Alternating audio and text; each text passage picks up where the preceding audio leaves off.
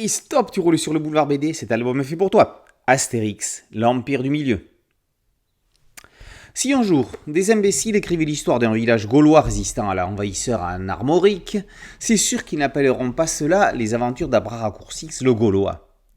Le chef de la tribu refuse de venir en aide à Fouilly, une jeune princesse chinoise qui vient d'arriver avec sa garde du corps, Tat Han, à bord du chariot conduit par Grain de Maïs, le neveu d'un marchand phénicien.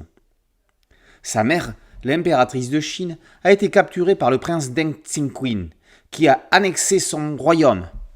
Heureusement, Bonne-Mine contredit l'avis de son époux et propose qu'Astérix et Obélix fassent le voyage en Orient afin de remettre de l'ordre dans tout ça. C'est sans compter avec le prince rebelle qui vient d'envoyer un émissaire à Rome afin de demander de l'aide à César pour conquérir l'intégralité de la Chine. Une fois n'est pas coutume, c'est une histoire totalement inédite de nos Gaulois préférés qui est présentée dans cet album illustré qui est la transcription du film de et avec Guillaume Canet, sorti récemment sur les écrans.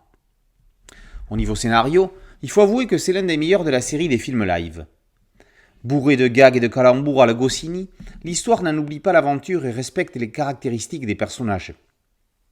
Visuellement, c'est toujours décevant dans le sens où l'on voit bien que l'univers d'Astérix n'est pas du tout fait pour des films avec des acteurs réels. Canet Astérix a la même taille que le trop maigre Lelouch Obélix. L'habillage musical anachronique est mal à propos, mais M s'en sort correctement avec ses compositions originales. Les effets visuels avec la potion magique ne sont pas crédibles et le nombre de caméos de pseudo-célébrités perturbe la continuité du récit. Dans les seconds rôles, Manu Payette et Jérôme Commandeur tirent cependant leur épingle du jeu. Bref, la même histoire dans les mains d'un Alexandre Astier pour en faire un dessin animé, ça aurait été formidable. Par bonheur, il reste cet album illustré, dans la plus pure tradition des retranscriptions de longs métrages depuis les 12 travaux d'Astérix.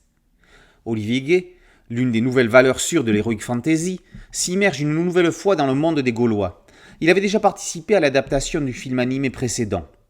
Il respecte les dialogues du film en les accompagnant de récitatifs courts et explicites. On remarque une scène avec des pandas qui n'est pas dans le film. Certainement que le livre a été réalisé à partir du script et que la scène a été coupée au montage. Comme pour le précédent, Fabrice Tarin est au dessin. Il n'a rien à envier à Didier Conrad et serait l'homme idéal pour reprendre la série BD s'il vient un jour l'idée à son dessinateur d'arrêter. Les personnages sont maîtrisés, les décors sont peut-être un peu moins fouillés, mais le cahier des charges était bien de mettre l'accent sur les attitudes des personnages, comme les acteurs d'un film.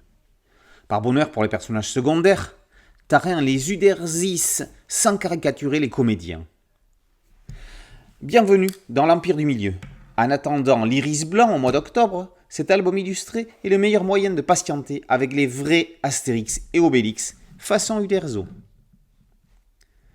Astérix, l'Empire du Milieu, par Tarin et Gué, d'après le film de Guillaume Canet et les personnages de René Goscinny et Albert Uderzo, est paru aux éditions Albert René. Boulevard BD, c'est un site dédié, un podcast audio et une chaîne YouTube. Merci de liker, de partager et de vous abonner. A très bientôt sur Boulevard BD. Ciao.